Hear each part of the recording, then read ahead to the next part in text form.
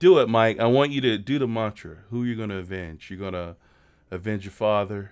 I will avenge my father. I will save my mother. No, I will rescue my mother. I will kill my uncle. Oh, were you trying? Was that it? Was What? that were you trying to? Was that your primal? No, that's the kid. That's when he says it as a kid. Oh, okay. And when he's on the boat rowing Wouldn't it out. be great if he's older and he says that and it's like Mike Tyson's voice or whatever it is you just did? In a world of bad movies, two follically challenged men will stop at nothing to share their opinions of them. Their wives are tired of listening. But are you? This isn't the podcast you deserve, but it's the one you need. Prepare yourself for bald guys and bad movies. Welcome to episode 9 of Bald Guys and Bad Movies. I am your host, Troy, along with my co-host, Michael. And this week we are reviewing The Northman. The Northman. Now, Mike, I sent you a video. Yeah. And now that I have that video, anyone who follows our Facebook page might also get to see that video. Sure, maybe. I don't care. We'll see. I'm proud of it. We'll see. But the day I saw The Northman, I came home and did my little exercise of Supernatural on the Oculus, and I felt the energy of the wolf god channeling through me. And I was all sweaty and biceps, quote unquote, pulsating with sweat, and I just howled, and it felt good. I think that's the effect that movie had on me coming out. I just felt primal. What did he say his name was when they asked him his name? Bjorn Fenrir or something like that? I have no fucking idea. Like, there were a couple times where I was like, man, I could use some subtitles on this bitch. I was like, this is why I like watching movies at home, because I could be like, what'd he say? Subtitles. Angry Tarzan, or what else did Alexander Skarsgård. Yeah. Did you realize that his character in True Blood was Eric Northman? And he's in the movie, The Northman. Yeah, nice. I don't know what that means. Nice one. That's good. Is that a conspiracy, or is that a I mean, it's Mandela not effect? Well, I mean, or, was that his actual name in True Blood? Yeah. Then it's not a Mandela effect. I mean, Okay, that's just it's actually like the case. Let's first do our spoiler-free, what do we think people should do? I think they should see it. It's completely different than The Last Kingdom in that it's a lot more visceral and a lot more grunting involved in this movie. But I definitely think if you like brutal period piece, romp, this is definitely something you should check out. I concur. I would say it is epic emotionally. Yeah, it is. Because it is still kind of an indie film, Mm-hmm.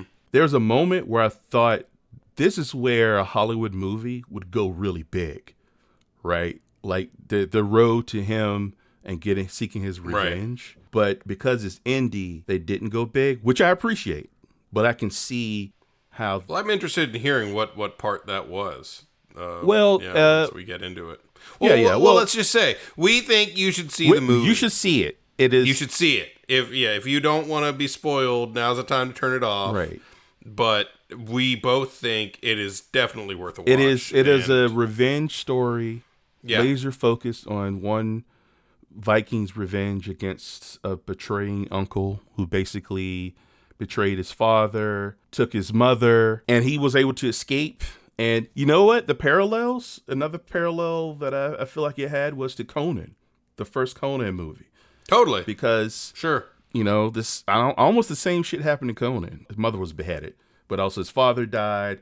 He was taken and enslaved or, taken over and became this beast. Sure. Just go see it. It is a visual feast. It's the most gorgeous, bloody action film. So gorgeous. Like... there was times where I was just like, every shot. The tree of kings with the heart. When that first showed up, it walked a nice middle road between mythology and realism. One never overtook the other. And it did it did a real good job of like you didn't know whether it was real or not. You know what I mean? Like the crow seemed to be taking him where he was supposed to go. The crow showed up when he escaped, from when he's hung up by his arms.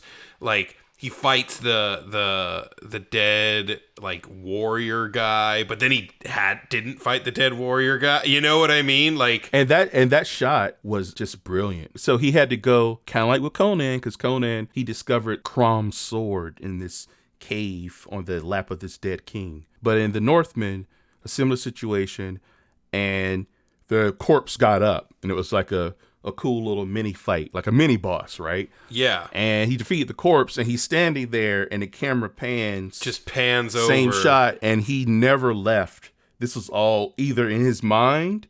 Now, was it in his mind, or was it some magics happening? It didn't like make it clear one way or the other, which is great. It's surprisingly, not even surprisingly, because I know Robert Eggers. I like his previous two films, but what else did he do? He did The Witch. Oh, right, and the Lighthouse. I didn't see either of those. But this is his audience pleasing, friendly. Film. Yeah, yes. I could see that because I heard that those other two were definitely not easy to watch. Like this is, you know what I mean? Like I haven't seen them, so I can't speak from personal experience, but you know what I mean? They didn't, I don't think Lighthouse even had a genre. It was completely like experimental European film almost. Yeah, I would not have liked that. The Witch didn't give you what you would expect from the genre. It didn't give you the easy pleasing moments that an audience might want. Whereas the Northman, and again, I'm not saying it compromised, but there's enough visceral, pleasing moments. But it's not even the visceral pleasing moments. Like it's well put together. Mm-hmm. It's a film that is not like an experimental. It's like you can track it. You can follow it. It's trackable. You can follow it, and that's one thing I like. I don't mind films that are experimental in like how they track it, how it can be tracked. But if it's like damn near untrackable and you can't really figure out what the hell you're watching, that's when I get a little like, why did I bother? You know what I mean? I get kind of tired of it. Yeah, if the cheekiness... I don't think you feel the same way though. I feel like you kind of appreciate. Am I right? You appreciate those movies that are a little bit more out there, don't you? I'm open to it. Like yeah. When it happens, it happens. When it doesn't, or like this film, it walks both lines. I can appreciate it. Well, I don't like when it's so abstract. The cheekiness gets in the way of any kind of, I don't even say narrative, because if you look at like David Lynch, like some of his films, I mean, I guess they have a narrative. You know what I mean? I don't know, man. And I'm not even like a huge David Lynch fan, but I can. I watched Twin Peaks, and I was just like, I mean, I was just like, what did I just watch? The show? Yeah, the show. I watched the whole show, and I was just like, the original. I didn't watch The Return because I didn't like the original that much. I've seen one entire episode of The Return. You're not missing much, dude. Like, it's so funny. Like, whenever people talk about how much they love Twin Peaks, I'm like, I don't know what to think about you. Like, it's good to know that, because now I know to not put very much, like weight when you review a movie to me, because it's so abstract and so like weird. I'm like, I don't even know what is going on half the time. Like literally, some lady gets trapped in the fucking door handle of a door. Like, I don't get it. Like, why? Wait, what do you mean? You don't have to put weight into when I review a movie. Was that a dig at me? No, not you, man. I was saying, like, I know a couple people who are like, oh, I love Twin Peaks. It's the best show ever. Like, if Twin Peaks is like a show that you think is the best show ever, I'm not going to probably listen to you when you say go see something or don't go see something. You know what I mean? Like, I mean, look, I'm talking all this bullshit about people who who like are in love with David Lynch and shit. But I'm gonna temper that a little bit with the fact that there was a time in my life where anytime Bad Boys 2 was on TV, I'd put it on. So let's kind of temper my bullshit there. So anyways, back to the Northman. So let's we kind of alluded to the plot. So let's do a quick plot synopsis.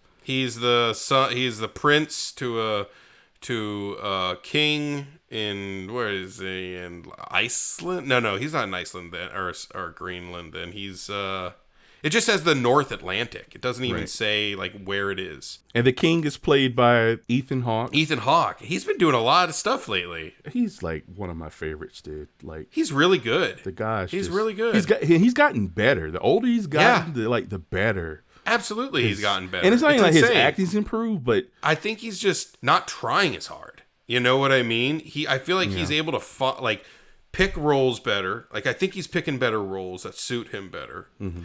I think he's beyond the point where he feels like he has to overthink something and just comes up with, like, I heard him talking about like the character that he is in Moon Knight, and he just seemed like he just came up with something that just worked, and he just went with it. And it's probably the same with this king. He seems quite relaxed. Yeah. You know what I mean? Like in interviews, I think he's in that phase of his life where it's not even fuck it. It's not fuck it. It's like, so comfortable in your craft. Yeah. But not overthinking it, right? Exactly. So it comes off effortless on the screen, I feel. But anyway, he's the dad. Yeah, and he's betrayed by his younger brother. Who's a bastard. He is a bastard, right? Yes. Yeah, and he kills him, tries to kill the son, the prince, and the prince chops off this fool's nose. I was like, oh, fuck, he chopped his nose off! Which is a great payoff later at the end. Oh, my God, dude.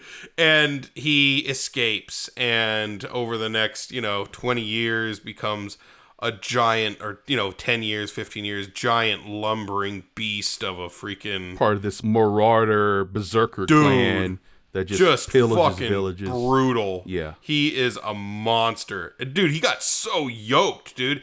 His freaking his what is his traps? Is that what it like? The dude can't even like hold his head up straight. His traps are so fucking big. Well, he had the same trainer as a trainer. I don't know if you ever saw Tarzan, because he was in Tarzan. He was super ripped for that. But I didn't see Tarzan, no. It was a lean ripped. Same trainer, they put on 20 extra pounds of muscle. Jesus, he was fucking huge. His regiment for, dude, I would die if I had to eat that shit. But, what was he eating? It was at least 6 meals a day.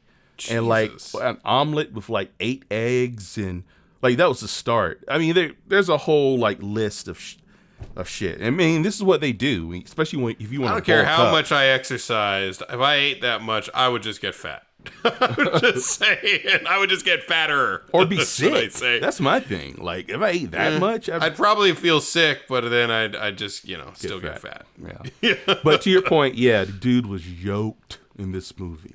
And so he finds out from some trader that his uncle has been disgraced and had his kingdom stolen from him by some other king, and he's off on Greenland or Iceland just farming and shit. And he's like, but he's still rich and has a bunch of slaves and shit. The machinations to kill his brother and take over the crown was wasted. Exactly, and he doesn't kill the kid's mom, played by Nicole Kidman, who, I don't know how old she is, but she's still fucking gorgeous. Like, Jesus Christ. You know what I mean? She's had some work done, though. Noticeable work done. Yeah. But still, not Meg Ryan, like, holy shit, what happened?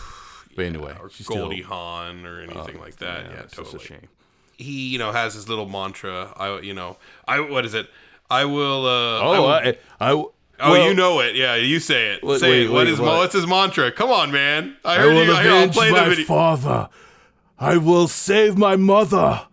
I will kill my uncle. You only caught a snippet. First, I went in the bedroom where Robin was watching TV, and I started there. Then I walked out in the living room. Jesus. Something came over me, man. I'm telling you, there's something. Like dudes used to go in the woods as groups, like it was Find Your Humanity and Howl at the Moon and all this other shit. Yeah. There's something to it. When's the last time you howled, Mike? Or screamed? Screamed just to scream. Probably a while ago. But I have done it.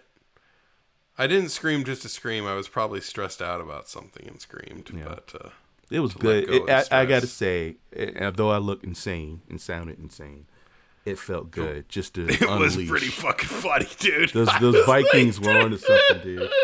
We gotta send that shit to Dan, dude. He pretends to be a slave. He cuts his hair off. He brands himself as a slave and swims like a fucking monster. I don't know, dude. That guy is like Michael Phelps. Yeah, I was about to say he's got the strokes. Damn, dude. Yeah, he's like it's like butterfly or like breaststroke. There's no way he's swimming that fast. There's a boat behind him pushing him. And he hops on the slaver boat that's bound for where his uncle is. Pretends to be a slaver, and all shit ensues, and he tries to save his mother, and then it culminates in some big. It's like a whole hero's journey. He has to find the sword, like we talked about earlier, and the sword's kind of cool because he can only pull it out at nighttime, and the sun's about to rise, and he's going to kill someone, and he can't get it out of the scabbard. I'm like, oh shit, it really doesn't come out during the day. That was kind of a cool little moment. And when they had captured him, at some point he falls in love with a slave girl played by Anna Taylor-Joy, the girl from Queen's Gambit. Yes, they have them all trussed up. Remember the dude? Was it the no-nose dude or the no-nose dude? He tried to pull the sword out and he couldn't do it. He just tosses it angrily aside. But yeah, when he blows the snot rocket out of his healed no-nose stumpy thing, dude, that shit was rough. I was like, he chops that guy's nose off when he was a kid. The guy was almost going to kill him. That's how he got away. Yep. And then at the end, when he's getting his ultimate bloody revenge, what was the line? He basically pins the guy against the hut. He's like, I don't know, man. I told you I needed fucking subtitles. I think that was when I was but a cub. I only took a bite. Now I am hungry for more. It was something like that. And then he just slowly slides the sword into that gaping nose hole into his brain. I was just like, lady, that's that hurt. Oh, and I love this part. The mother. There's a big twist when he goes to save his mom. He's finally making his move, and he creeps into Nicole Kidman's hut, and she reveals that she was in on it the whole while. She had fallen in love with the uncle, but let me say this, because it caused a bit of debate between me and the missus because of how we saw it. I thought it was a masterstroke because basically she reveals that you think I wanted to have you. You're the child of basic rape, right? I was a slave girl. She showed the brand, and I told you those lies because I had to. But your stepbrothers, they were born of real love. With your uncle. I chose your uncle. Right. Your father was thrust upon me. Right. So, and when that moment happened, I'm like, wow, this. You didn't see it coming. I didn't see it coming. I didn't see it coming either. I feel like something was going to happen because I feel like since this is too easy, Robert Eggers, and this is the typical Hollywood thing, but I just felt like it would be too simplistic if it was just all neat and tidy. Oh, please come save me. I didn't expect to that degree. And in fact, she started tonguing him down. She was like, you kill your uncle, you could marry me. And dude, yeah, she was like, you kill your uncle and kill your kid, kill your brothers. Yeah. Then you will be my king. And she kisses him on the lip. I'm like, God damn, lady, what the fuck is going on? But I love how it made the revenge plot, this thing he has been playing his whole life, suddenly shatters, right? Yeah. And it's not as simple. And I can sympathize with her. There's two sides to every revenge tale, right? Totally. Are either really justified? Because he pillaged the village. He became this animal. And they led, he didn't do it personally, but he stood there and watched. They led kids and women and old ladies into a straw hut. Anyone they couldn't sell as a slave. Anyone that wasn't considered good merchandise, and burned them alive, right? Yep. It was fucking rough. So it's not like he was a purity, this pure hero. No, everyone's compromised, right? Yep. And it's she's a fucking slave. She was forced to have the child. So Ethan Hawke, who's been idolized, right? And the way we see him first as like a noble king. Right. But then with this new information midway through the film, we look back and like, well, maybe not. yeah, I mean, he's just as bad as the fucking uncle, right? Like, exactly. So where does it end? Andrea actually she's like, I was surprised, but not too surprised, because when the king first comes in and sees Nicole Kidman, she greets her king and everything. Her son, like the son greets the king. And then she immediately like asks very kind of ravenously about his brother. Mm-hmm. You know what I mean? And I didn't even notice that, to tell you the truth. I just kind of forgot about it. But she picked up on it away. She picked up on it, yeah. You know? And so I was like, oh shit, I guess you're right. That kind of does make sense. Yeah, I don't remember that, but that's great. That's in there, because if you rewatch it, yeah, it might be fun to rewatch for the signs that may be there. And it was a nice touch with Anna Taylor-Joy. She's the love interest, and they get it on, and she's pregnant, and they're on a boat about to leave. Like, after this revelation with his mom, he kills the asshole stepbrother, the older one. Well, and also, did you notice how upset he was when he killed his two friends? Oh, you think there's some subtle gay undertones there? Absolutely. Like, I didn't even notice it until... Or was it not subtle and I just didn't notice? No. Well, it wasn't subtle once they were dead. Because at that point, like, I don't know. I don't really think you know... I don't know, dude. Somebody... You're my buddy. Somebody fucking... Right. You. I mean, he didn't just kill him. He made a horsey out of them. That was pretty fucking badass. I was like, holy shit. How do you have this much time? Like, after you killed someone and butchered them into chunks and, like, make, like, design, like, you know, do a little, like, you know, origami horse on the side of the fucking side of the shack, dude. I was like, holy shit. I'm going to make a puzzle out of you. So, basically, he and Anna Taylor-Joy, who has... you know, she had experience with like poisons, and you know, she can help him slowly poison people and create like hallucinogenic things. But his thing is, before I kill them, I'm gonna make this a long nightmare, living nightmare, right? Yeah. So the first night of that, he takes the older brother's two friends that we're talking about, and this happens off camera, but you see the results. He basically butchers them and chops them up and nails them to the top of the hut in the form of a horse. Yeah. So it's like... it was fucking brutal, dude. It's like modern art with body parts. But let's talk for a second, though. Realistically, and I hate when people say it, but I'm just saying it. That what it would have taken for him to hack those... How long would that have taken? I mean, there's some fucking... There was some like, he is a true master of his art. Let's walk through this. How many figurines has he made out of body parts? Not even that, dude. Not even that. Because there's no way he could have done that. You ever hung a shelf or a photo or painted a wall? You got to step back and say, wait a minute, that's a little crooked. He had to do a bunch of those numbers, right? He's drenched in blood, you know, muscles bulging in the moonlight, like rubbing his chin, like, shit.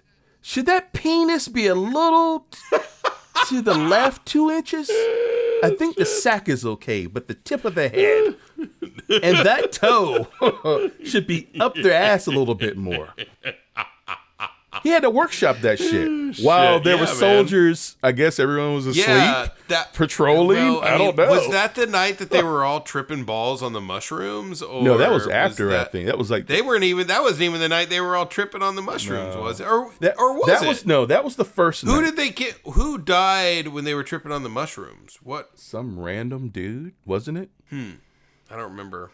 So And it's not even a criticism. The moment, what I mentioned before. Oh, right. Yeah, I wanted to know about that. It was the point where if this was a big blockbuster starring fucking Ben Affleck, whatever, because it felt like it could have gone the way of, I'm going to take back my kingdom, right? And then with my king, like a Braveheart kind of film.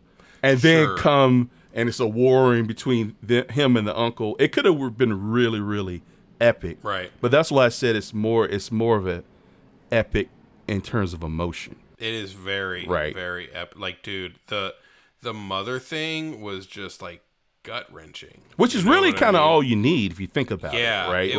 It was more. All of that would have been window dressing around like the core. I'm happy. I've seen that movie. Right. You know what I mean? Like, and I think that's part of it. Like my mind, because you can't help it. You think, sure. well, I wonder if this is going to happen. This, and you kind of see different roadways. And when it went smaller, I was like, okay, I liked it. So at that point, I didn't know where it was going. Like, it was like, okay, this is good. How is this going to unfold? Yeah.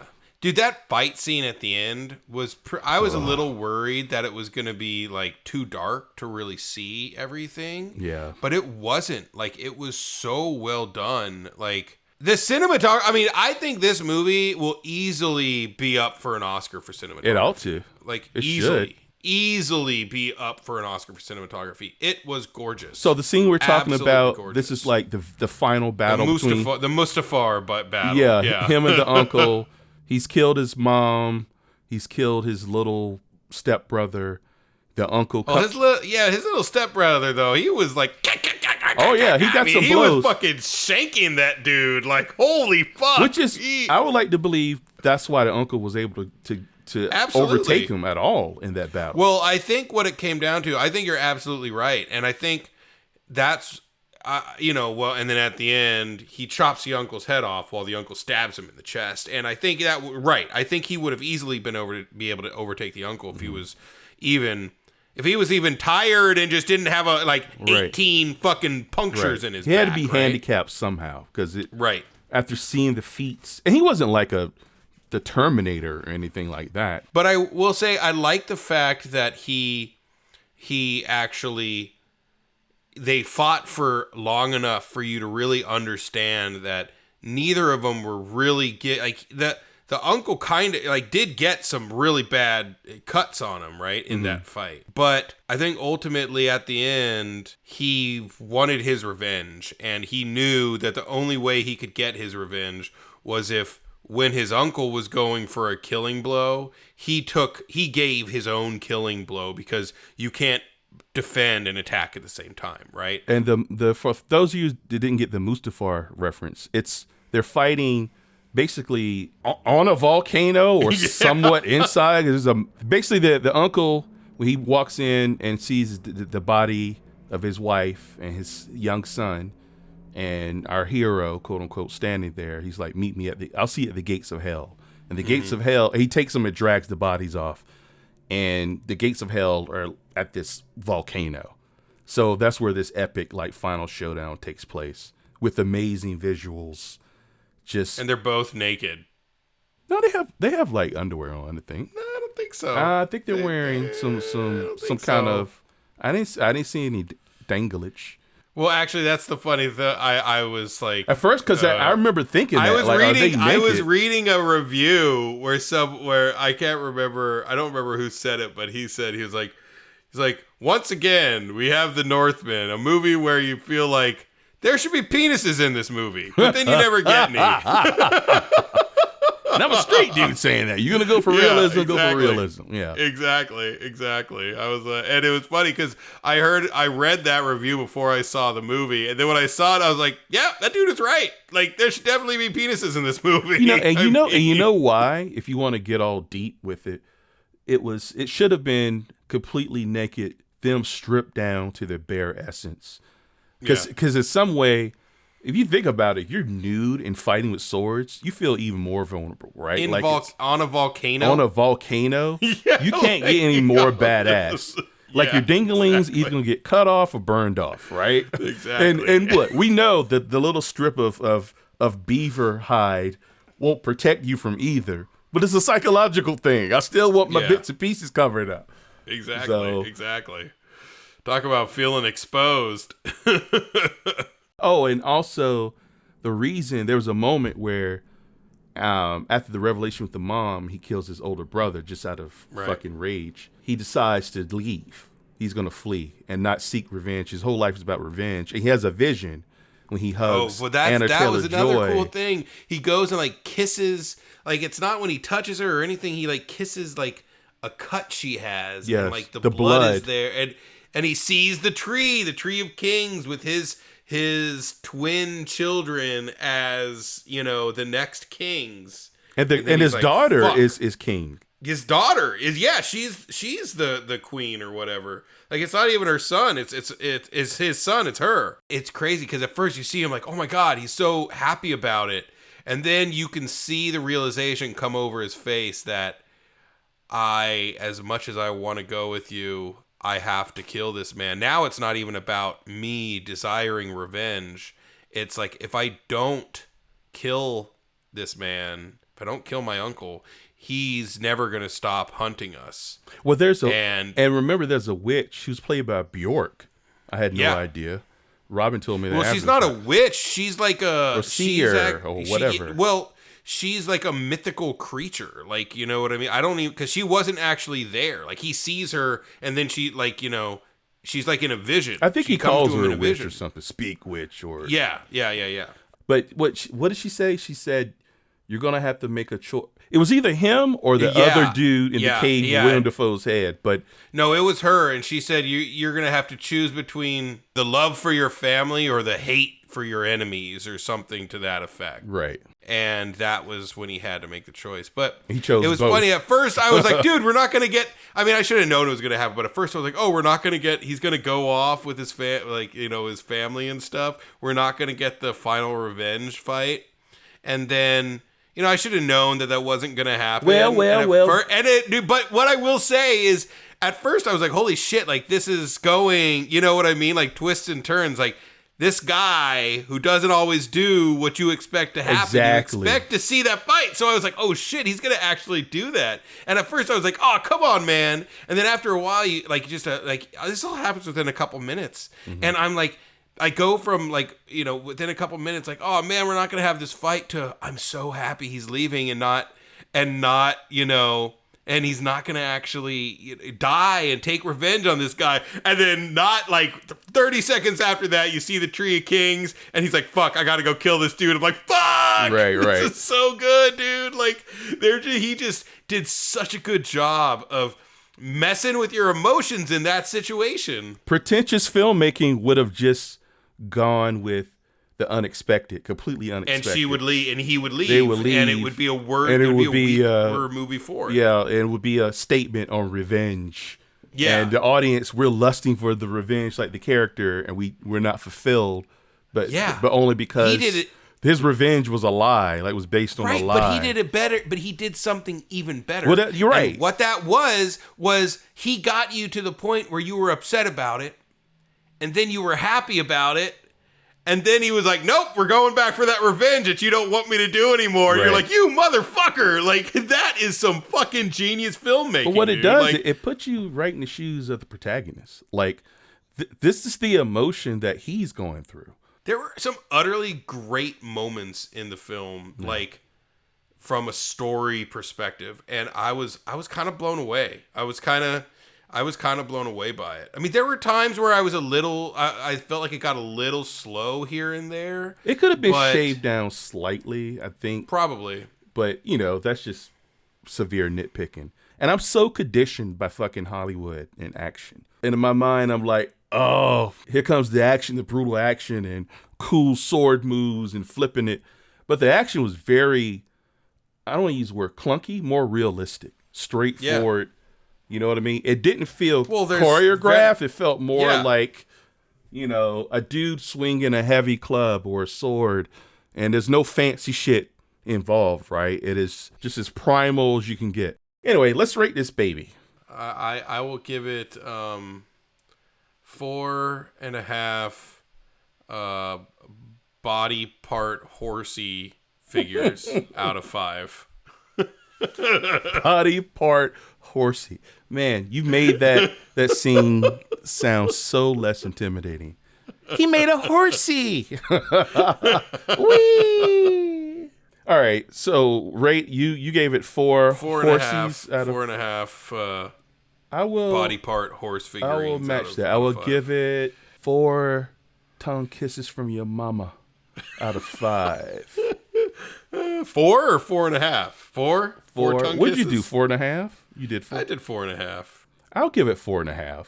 I mean, don't go back on your, No, stand on your laurels there, buddy. No, if that's no. what you want to No, do, I if you want to really- give it 4, then give it 4. It's okay. I mean, you want to be Like, truthful. You know. In the back of my mind, I was thinking 5, but I can't just hand out 5s willy-nilly. Yeah, well, then that's That why is, I like, do 3.5 perfection. for most things. You know what I mean? What's the rewatchability? Now, we've already said rewatching at least rewatchability? once. I would definitely rewatch it at least once just to see what else is there. I'll do 4.5 tongue kisses from the mama for this. 4.5 mama. Yeah, because I think I liked it as much as you did, and I mean, if Nicole Kidman's your mom, you know.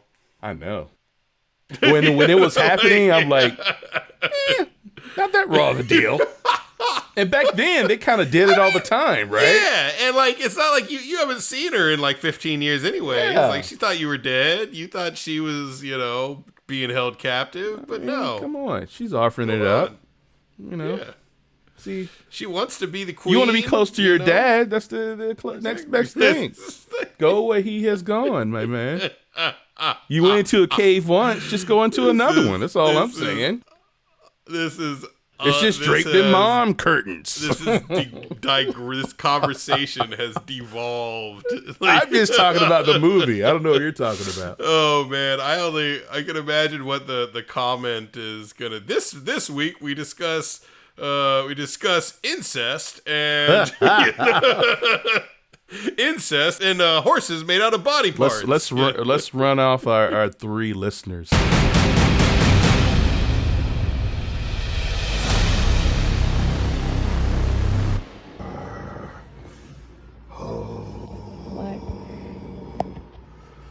What are you doing?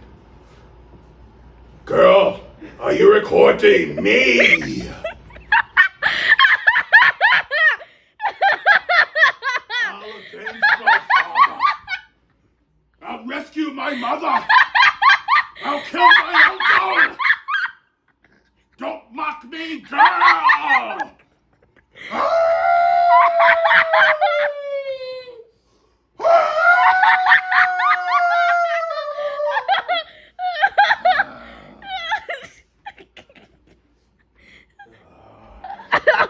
Come here, cat.